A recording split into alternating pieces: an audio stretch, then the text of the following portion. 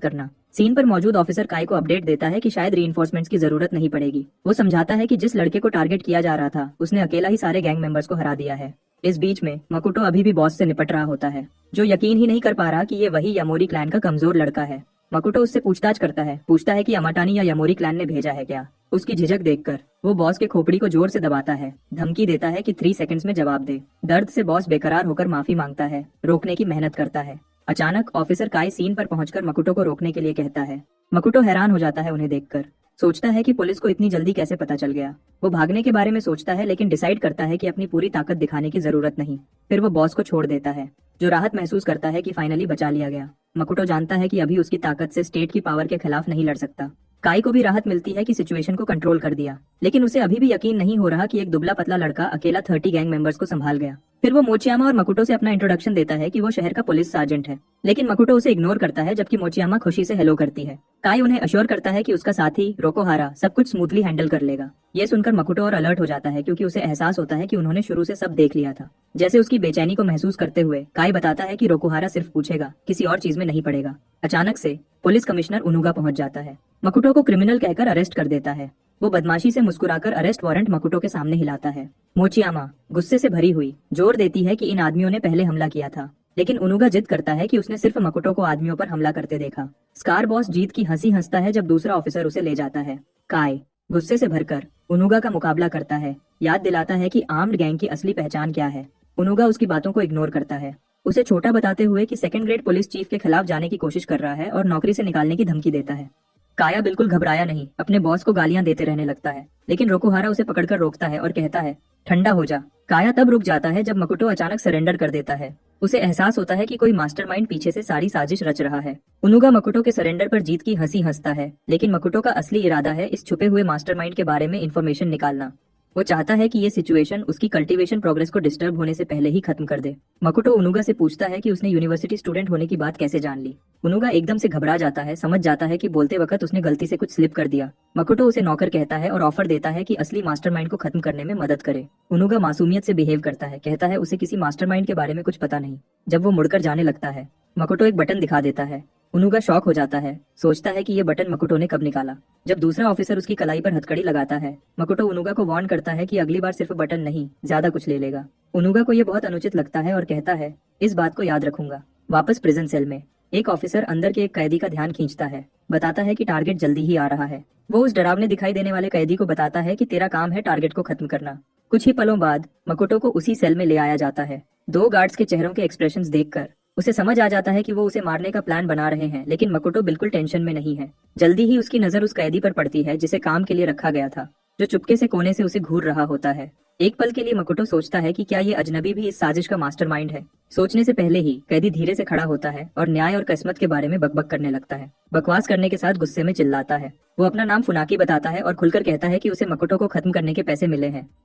खुशी से मजे लेते हुए फुनाकी कहता है, रोकना मत, चुपचाप अपनी हार मान लो। मकुटो सीधा आगे बढ़ता है, बिल्कुल घबराया नहीं, और शांत आवाज में पूछता है कि किसने हायर किया है तुझे। सेल में आते ही उसने कुछ महसूस किया था। ये कैदी रेयाजू नाम का गीत गा रहा था। बिना झिझक के फुनाकी मकुटो पर हमला करता है, उसे मारने के लिए तैयार। उसके पूरे शौक में मकुटो वार के बिल्कुल करीब आने पर हवा में गायब हो जाता है। अगले ही पल में मकुटो उसके बगल में दोबारा जाहिर होता है और एक ही मुक्के से उसे जमीन पर पटक देता है। कॉन्फिडेंस से कहता है, यहाँ कमजोर वाला तू है फुनाकी, बिल्कुल पीछे नहीं हटने वाला।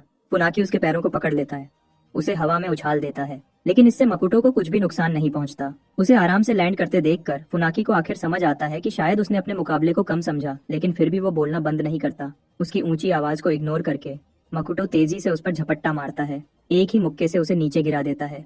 फुनाकी मुक्के की जबरदस्त ताकत से हैरान हो जाता है। बिना उसे संभलने का मौका दिए मकुटो ऊपर से गिरते हुए आखिरी मुक्का मार देता है। फुनाकी हमले को ब्लॉक करने की कोशिश करता है, लेकिन मकुटो की किक इतनी ताकतवर होती है कि ब्लॉक नहीं हो पाती। फिर भी सबक नहीं सीखता।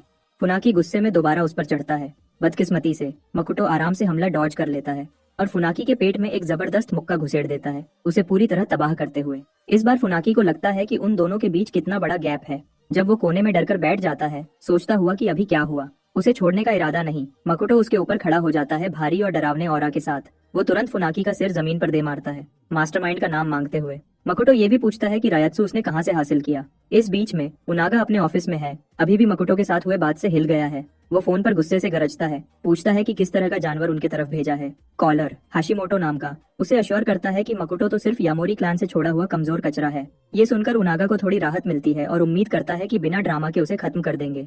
हाशिमोटो यकीन दिलाता है कि उसने ryuta से निकले गुंडे भेजे हैं उसे हैंडल करने। वो और प्रॉमिस करता है कि लॉर्ड आइमा को उनागा की प्रमोशन डिस्ट्रिक्ट पुलिस चीफ के लिए बोलेगा।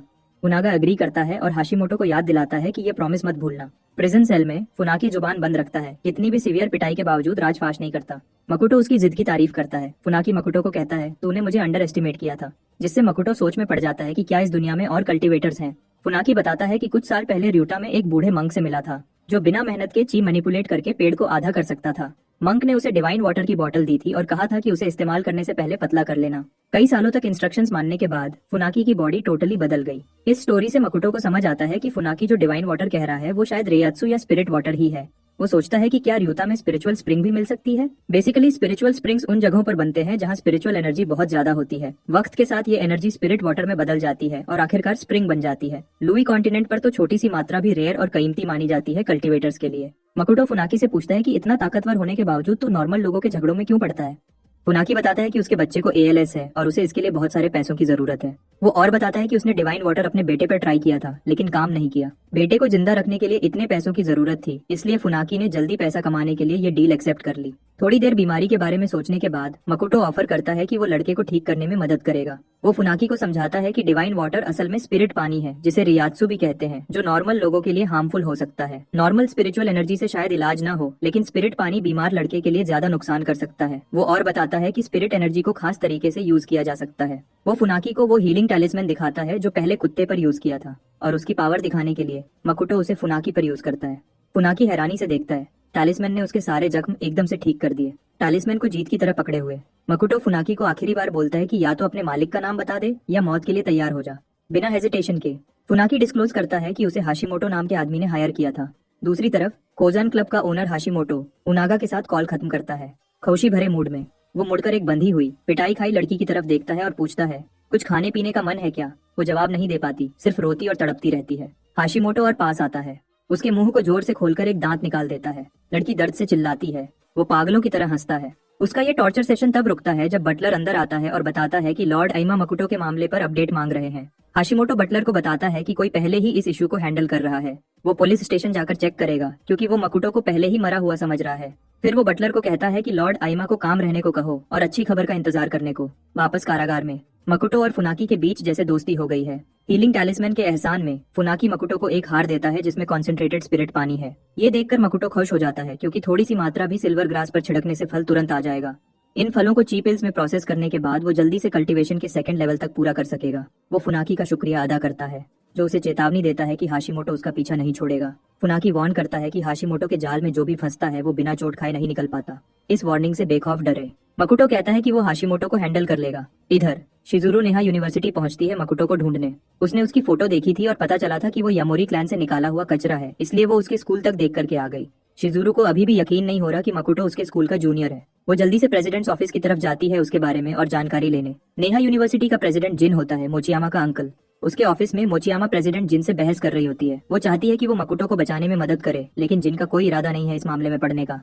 मोचियामा बिल्कुल पीछे नहीं हटती, क्योंकि उसे अपने आप को दोष दे रही है मकुटो की अरेस्ट और करप्ट कॉप्स के शामिल होने के लिए। वो अपनी बात मनवाने की कोशिश कर रही होती है, जबकि यूनिवर्सिटी की इंस्ट्रक्टर कुमोनो उसे रोकने की कोशिश कर रही होती है। वो मोचियामा को यकीन दिलाती है कि मकुटो जल्दी ही आजाद हो जाएगा। तभी सब मुड़कर देखते हैं, शिजुरू सीन पर आ रही होती है। वो तुरंत उनसे पूछती है कि क्या वो मकुटो के बारे में बात कर रहे थे।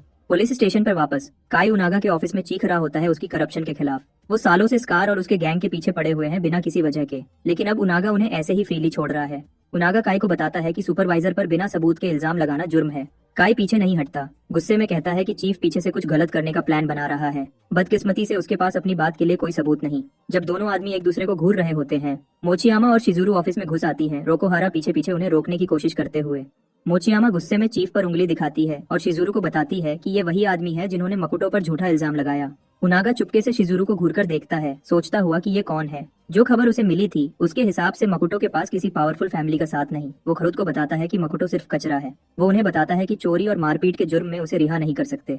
काय गुस्से से चार्जेस के खिलाफ प्रोटेस्ट करता है, पूछता है कि ये सब कब हुआ। उनागा उसे बताता है कि ये सीक्रेट इन्वेस्टिगेशन से मुताल्लिका है, इसलिए उन्हें कुछ नहीं बताया जाएगा। मोचियामा गुस्से में बोलती है कि मकुटो को लॉकअप करना और याकुजा के लोगों को रिहा करना सीधी करप्शन है। उनागा पर उसकी धमकियों का कोई असर नहीं होता। वॉर्न करता है कि बाहर जाओ वरना न्याय को रोकने के जुर्म में अरेस्ट कर लूंगा। जब वो कॉल करने ही वाला होता है, शिजुरू शांत से बैठ जाती है और पैर क्रॉस करके बॉस की तरह उसे बोलती है, कुछ करके दिखाओ। उनागा अपने सबॉर्डिनेट्स को ऑर्डर देता है कि इन्हें होल्डिंग सेल में डाल दो। वो बोलता है कि ये लोग मकुटो के साथी होने के शक में अरेस्ट किए जा रहे हैं। वो और आगे बढ़कर काय को सस्पेंड कर देता है क्रिमिनल्स का साथ देने के लिए। काय ऊंची आवाज में बोलता है, जबकि शिजुरू काम रहती है। शिजुरू खुद पर लगाए इल्जाम सुनती है। उनागा हंसता है और फिर सोचता है कि गवर्नमेंट ऑफिशियल को इंसल्ट करने के लिए उसके चार्जेस और ज्यादा कर दे। शिजुरू सिर्फ पूछती है कि क्या मकुटो को अरेस्ट करने के लिए किसी से स्पेशल फेवर्स मिल रहे हैं। अपनी स्कीम सामने आते देखकर वो हकलाता है, सवालों से छुपाने की कोशिश करता है। शिजुरू फिर पूछती है कि मकुटो का मामला कुछ पैसों से हल हो सकता है क्या। उनागा दोबारा रिलैक्स हो जाता है, बताता है कि मकुटो ने ताकतवर लोगों को गुस्सा दिला दिया, इसलिए ये सब हुआ। वो और कहता है कि शिजुरू और मोचियामा का भी वही अंजाम होगा। उनागा बिना शर्म के एक झूठी कहानी बना देता है कि वो उन सबको, काय को भी कैसे निकाल सकता है। वो बोलता है कि काय की मौत लड़कियों पर डाल देगा और लड़कियों की मौत को 2 गुंडों पर, जिन्हें पुलिस ने खत्म कर दिया। इतनी बढ़िया झूठी कहानी सुनकर काय और मोचियामा साफ डर जाते हैं, लेकिन शिजुरू बिल्कुल नहीं डरती। उनके शौक में शिजुरू डायरेक्टर ओजी से, जो ऑलरेडी कॉल पर था, पूछती है कि करप्ट चीफ ने जो कुछ बोला सब सुना क्या। डायरेक्टर ओजी कंफर्म करता है कि सब कुछ सुन लिया। उनागा को डर लगने लग जाता है। शिजुरू वापस बैठ जाती है, पूछती है, क्या मुझे दोबारा बताना पड़ेगा। लाइन के दूसरे एंड से डायरेक्टर ओजी उनागा के चार्जेस पढ़कर सुनाता है और ये भी बोलता है कि उसने एक काउंसिल मेंबर के फैमिली मेंबर को धमकी दी है। सब बातों के लिए उनागा को फौरन सस्पेंड कर दिया जाता है। डायरेक्टर ओजी ये भी बताता है कि वो जल्दी ऑफिस पहुंच रहा है उनके साथ मिलने। सब कुछ देखने करने के बाद उनागा अपनी चेयर में धंस जाता है, अभी भी हिला हुआ, सोचता हुआ कि किस काउंसिल मेंबर की फैमिली को छेड़ दिया। उसके सवालों का जवाब देते हुए शिजुरू रिवील करती है कि वो नेही सिटी के शुगा फैमिली की यंग लेडी है।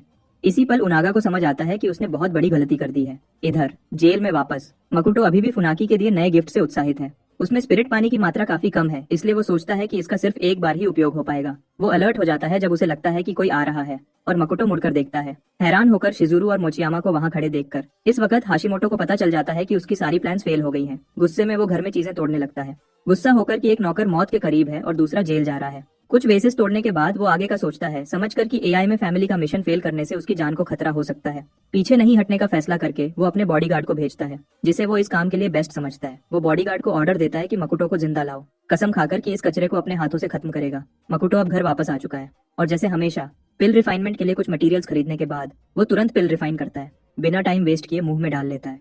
पिल लेने के बाद उसे उसका जबरदस्त इफेक्ट तुरंत महसूस होता है जब वो हवा में तैरने लगता है गोल्डन लाइट से घिरा हुआ। पिल अशुद्ध होने के बावजूद मकुटो इफेक्ट से संतुष्ट है, जो इस कम स्पिरिचुअल एनर्जी वाली जगह के लिए कुछ स्पेशल है। आखिरकार वो ची रिफाइनिंग स्टेज 2 पार कर लेता है, जैसे वो बहुत दिनों से चाहता था। वो अपना क्लाउड शैडो स्टेप प्रैक्टिस करता है, जो दोबारा जन्म के बाद यूज नहीं किया था, और स्पीड देखकर कुत्ते को भी हैरानी होती है। मकुटो परिणाम से संतुष्ट है, कहता है कि गोली भी उसकी स्पीड के आगे कुछ नहीं। उसके बाद वो सोचता है कि अगला स्पिरिट पानी की सप्लाई कैसे ढूंढे, क्योंकि फुनाकी वाला पहले ही यूज कर चुका है। वो रियूटा जाकर किस्मत ट्राई करने के बारे में सोचता है, लेकिन नॉर्मल रास्ते से वहां जाना खतरनाक माना जाता है, इसलिए मकुटो फुनाकी से मिले आम रास्ते पर भरोसा करने का फैसला करता है। लेकिन उसकी सबसे बड़ी मसला पैसा है, क्योंकि शुरू करने के लिए ही लगभग 2 मिलियन येन लगेगा। तभी टेलीविजन पर एक ब्यूटी प्रोडक्ट का एड उसका ध्यान खींचता है। इस दुनिया में जहां औरतें जवान दिखाई देना चाहती हैं, वो इस ट्रेंड से फायदा उठाने का सोच लेता है। वो टेबल से एक पैकेज उठाता है। आने वाली पार्टी में इसके प्रोडक्ट्स यूज करने के लिए एक्साइटेड होकर सिर्फ 5 आवर्स पहले प्रिजन से रिलीज होने के बाद उसने शिजुरू के साथ लंच शेयर किया था। उसके सामने बैठकर उसे अभी भी यकीन नहीं हो रहा था कि वो एक काउंसिलमैन की बेटी है। थोड़ी देर की खामोशी के बाद उसने उससे फेवर मांगा कि सुगु बिल्डिंग में पार्टी अटेंड करे और उसकी माँ के रिकवरी सेलिब्रेट करने के लिए। ये बिल्डिंग शहर का सबसे बड़ा कॉस्मेटिक्स मार्केट है और शिजुरू इसकी ओनर है। यही वो पार्टी है जिसके लिए मकुटो एक्साइटेड है। अगली शाम वो सुगाओ बिल्डिंग के टॉप फ्लोर पर कमाल की पार्टी में पहुंचता है, बॉक्स को पकड़े हुए। अंदर जुयुआन पिल है, एक एलिक्सर जो उसने रिफाइन किया है। हालांकि अपने लेवल पर वह स्पिरिट पिल्स नहीं बना सकता, ऐसे एलिक्सर बनाना उसके लिए बिल्कुल आसान है। जुयुआन पिल लुई कॉन्टिनेंट पर फीमेल कल्टीवेटर्स में काफी पॉपुलर और सस्ता इलाज है। मकुतो का प्लान है पार्टी में कुछ अमीर औरतों को कुछ बेचकर 2 मिलियन येन कमाने का। भीड़ को देखते हुए वह शिजुरू और उसके फैमिली को स्पॉट करता है और अपने टारगेट कस्टमर्स को अट्रैक्ट करने की तैयारी करता है। शिजुरू अपनी आंट और अंकल एन्नो और शिरो होशिसु से डील कर रही है, जो उस पर जल्दी शादी करने का प्रेशर डाल रहे हैं। अभी सिर्फ 30s में है। वे उसे ओल्ड मेड कहते हैं और वार्न करते हैं कि वह फैमिली की पुरानी कुंवारी मसामी जैसे एंड अप न कर जाए। शिरो तो मसामी का इंसल्ट भी करता है, उसे वेस्ट ऑफ स्पेस कहता है। मसामी अपना डिफेंस करने की कोशिश करती है, लेकिन सही वर्ड्स नहीं मिलते, जो शिरो को और ज्यादा आक्रामक बना देता है। योको अब परेशान होकर शिरो को रुकने को कहती है, जबकि शिजुरू उसे याद दिलाती है कि मसामी ने उनकी दादी के गुजर जाने के बाद उसे और कईयों को पाला था। फिर भी न रुकते हुए शिरो योको से कहता है कि वह शिजुरू को जल्दी सेटल होने के लिए कन्विंस करे। योको, जो लंबी कोमा से अभी रिकवर कर रही है, खांसती है, जिसकी वजह से शिजुरू उसे चेक करती है। अजीब माहौल के बावजूद शिरो अग्रेसिव ही रहता है। शिजुरू के लिए एक फैमिली तक सजेस्ट करता है शादी के लिए। वह वार्न करता है कि अगर सेटल नहीं हुई तो वह बांझ बन जाएगी। मसामी अपनी ओपिनियन देना चाहती है, लेकिन शिरो उसे कट कर देता है और कहता है कि कोई कॉस्मेटिक प्रोडक्ट उसकी जवानी वापस नहीं ला सकता। उसी वक्त मकुतो मौका देखकर बोल पड़ता है। वह शिरो की आलोचना करता है कि वह शिजुरू का इंसल्ट कर रहा है, जो कॉस्मेटिक इंडस्ट्री की इंपॉर्टेंट चेहरा है। गुस्से में शिरो सिक्योरिटी को बुलाता है मकुतो को वेन्यू से निकालने के लिए, लेकिन शिजुरू सबको बताती है कि यही वह शख्स है जिसने योको को बचाया था। योको मकुतो का हाथ पकड़ती है, उसका शुक्रिया अदा करने के लिए कि उसने शिजुरू को टैलिस्मैन बेचा था। शिरो को मकुतो को देखकर ही घिन आती है और वह उसे स्कैमर कहता है। वह क्लेम करता है कि योको कोमा से सिर्फ मेडिकल साइंस की वजह से उठी थी। सारे ताने इग्नोर करते हुए मकुतो अपने आप को रिसर्चर और शिजुरू का बिजनेस पार्टनर के रूप में इंट्रोड्यूस करता है। शिजुरू को भी बिजनेस पार्टनर सुनकर हैरानी होती है। देखने वाले लोग नापसंदगी से भर जाते हैं। उसे कहते हैं कि जवानी रिस्टोर करने के डिस्कशन में उसका कोई हिस्सा नहीं है। मकुतो आत्मविश्वास से अपना बॉक्स दिखाता है और प्रॉमिस करता है कि उन्हें कुछ अच्छा दिखाएगा। वह मसामी को बॉक्स देता है, उसे इनवाइट करता है कि जुयुआन पिल खा ले। शिरू सबसे पहले डाउट करता है, शक करता है कि शायद यह जहर ही हो। मसामी उसे उदासी से देख रही है, सोच रही है कि क्या वह सच में पिल खा सकती है। शिजुरू उसे अश्योर करती है कि वह मकुतो पर ट्रस्ट कर सकती है और योको भी उसका सपोर्ट करती है। भीड़ फुसफुसाहट से भर जाती है कि दोबारा जवान करने वाली पिल का एग्जिस्ट करना इम्पॉसिबल है। उसे पुश देने के लिए मकुतो मसामी के कान में विस्पर करता है, पूछता है कि क्या वह अपनी वेस्टेड जवानी वापस नहीं चाहती, सोचते हुए कि कितने बेकार लोगों पर उसने अपनी पूरी जवानी गुजार दी थी और वे लोग इतने टाइम से उसे परेशान कर रहे हैं। मसामी पिल लेने का डिसाइड करती है। सबको शॉक करते हुए वह पिल उठाती है और पिल को मुंह में डाल लेती है। सब इंतजार में बैठे हैं दोबारा जवान होना देखने के लिए, लेकिन कुछ सेकंड्स गुजर जाने के बाद भी कुछ नहीं होता। शिरो जोर से हंसता है, माकुतो को फ्रॉड बोलकर उसका मजाक उड़ाता है। अचानक पिल का असर शुरू हो जाता है और सबके शौक में मसामी सच में जवान हो जाती है, बिल्कुल यंग लुक में वापस आ जाती है। कोई जल्दी से मिरर लाता है रिजल्ट्स दिखाने को और मसामी खुद अपनी नई लुक देखकर दंग रह जाती है। बस ऐसे ही मकुतो की पिल हेडलाइन बन जाती है और सारी पुरानी आंटीज तुरंत उसके आसपास घेर लेती है, एक एक मांगने। वह पिल की प्राइस 400,000 येन रखता है और बताता है कि अभी सिर्फ 10 ही अवेलेबल है। ये सुनते ही वहीं पर लाइव ऑक्शन शुरू हो जाता है। सब एक दूसरे से ज्यादा बिड लगाने की रेस में लग जाते हैं। शिरो भी जुयुआन पिल के लिए हाईएस्ट बिड लगाना चाहता है। वह एक्सक्लूसिव डिस्ट्रीब्यूशन राइट्स का डील पक्का करने का प्लान बनाता है, चाहे कितना भी पैसा लगे। एन्नो उसे रोकने की कोशिश करती है, लेकिन शिरो उस पर चिल्लाता है चुप रहने को। उसे लगता है कि मकुतो को थोड़ी देर ब्रेन वॉश कर देंगे और शिजुरू की शादी ओचो फैमिली में करवा देंगे। शिरो लिटरली उसे शादी के नाम पर बेचने का प्लान बना रहा है ताकि ओचो से बड़ा अमाउंट मिल जाए। उसी वक्त कोजन ग्रुप का एक मोटा आदमी मकुतो के पास आता है और जुयुआन पिल के एक्सक्लूसिव डिस्ट्रीब्यूशन राइट्स के लिए 4 मिलियन येन ऑफर करता है। एक दूसरी कंपनी का प्रतिनिधि तुरंत काउंटर करता है $20 मिलियन के बिड के साथ। शिरो फिर कॉन्फिडेंट होकर बीच में आता है और सबको शांत होने को कहता है। वह मकुतो से प्राइवेट बात करने की रिक्वेस्ट करता है और $30 मिलियन का ऑफर देता है प्रॉफिट शेयर के साथ। वह समझाता है कि उसे 70% प्रॉफिट मिलेगा और मकुतो को 30%। कहता है ये बढ़िया डील है क्योंकि होशिसु फैमिली का इन्फ्लुएंस काम आएगा। ये सुनकर शिजुरू उसके फैमिली को गार्बेज बिन कहती है जिसके पास कोई रिश्ता नहीं, जिससे शिरो गुस्से से भड़क जाता है। वह शिजुरू को याद दिलाता है कि वह उसकी माँ की तरफ से रिलेटेड है। शिजुरू उसे याद दिलाती है कि उसने वह राइट तब खो दिया जब उसने दादी के छोड़े कंपनी को गिरवी रखकर 100 मिलियन से ज्यादा हार गया। शिरो इल्जाम से मुकरने की कोशिश करता है, लेकिन वह एविडेंस निकालती है और धमकी देती है कि सबके सामने पड़ देगी। मसामी और योको, जो इस बारे में अनजान थीं, यह सुनकर शॉक हो जाती हैं कि उसने उनकी माँ की कंपनी बर्बाद कर दी। शिरू अब कांप कर पूछता है कि शिजुरू को यह एविडेंस कैसे मिला। शिजुरू और बताती है कि शिरो पार्टी में सिर्फ योको से पैसा मांगने आया था, जैसे उसने दादी को खूब निचोड़ा था। उसके सारे स्कीम्स को साफ देखकर वह घोषित करती है कि एक भी पैसा नहीं देगी। उसने यह भी पता लगा लिया है कि उसके पास 30 मिलियन येन भी नहीं है। वह मकुतो को लूटने का प्लान बना रहा था। शिरो पूरा हारकर घुटनों पर बैठ जाता है, उससे मदद की भीख मांगता हुआ। वह बिना शर्म के योको से कहता है कि शिजुरू से भीख मांगने में मदद करे, लेकिन योको मना कर देती है, क्लियरली डिसअपॉइंटेड कहकर कि उसने उनकी माँ की लेगेसी बर्बाद कर दी। क्लासिक मामास बॉय की तरह वह मसामी की स्कर्ट पकड़ लेता है, भीख मांगता हुआ कि वह फैमिली में आखिरी मर्द है, उसकी मदद करो। इस बेकार जानवर से थककर मसामी उसे धक्का देती है और मदद करने से मना कर देती है। आखिर में शिरो वही औरतों के सामने खड़ा होता है जिन्हें वह हमेशा नीचे देखता था। शिजुरू उसे अल्टीमेटम देती है, या तो जेल जाओ या अपनी कंपनी को सिर्फ 1 येन में मुझे बेच दो। इससे वह पूरी तरह से टूट जाता है। पास खड़े लोग उसका मजाक उड़ाते हैं, कहते हैं कि ये उसकी किस्मत ही ऐसी है। फिर शिजुरू मकोटो की तरफ मुड़ती है और ऑफर करती है कि वह उसे एक ज्यादा अच्छे बिजनेस वाले से मिलवाएगी। वह समझाती है कि 40 मिलियन येन एक अच्छा सेटलमेंट है और उसे 80% प्रॉफिट अपने पास रखने की कोशिश करनी चाहिए। वह चेतावनी देती है कि इस पार्टी में सब फ्रॉड है, वे उसका फायदा उठाएंगे। हैरानी की बात है, मकोटो सब कुछ उसके हवाले कर देता है। उस शाम को वह उसे उसके अपार्टमेंट तक ड्रॉप करती है और कहती है कि कितना अच्छा घर है। मकोटो बताता है कि ये सिर्फ रेंट पर लिया हुआ है। वह राइड के लिए शुक्रिया कहता है और शिजुरू उसे यकीन दिलाती है, कहती है कि वह उसका दोस्त है। दोस्त सुनकर मकोटो हैरान हो जाता है जब वह दोबारा कहती है। अपना हाथ आगे बढ़ाती है दोस्ती पक्की करने के लिए। बातें करने के बाद वह चुपचाप अंदर चला जाता है। अभी भी सब सोच रहा होता है। वह चांद की तरफ देखता है सोचता है कि शायद ये नई जिंदगी इतनी बुरी भी नहीं। घर में घुसते ही मकोटो को शौक लगता है जब वह देखता है कि उसका कुत्ता अपने ही खून के तालाब में पड़ा है। चाकू अभी भी वहीं लगा हुआ है, जैसे एक खतरनाक वार्निंग हो। और ये पूरा नजारा मकोटो को बहुत गुस्सा दिला देता है।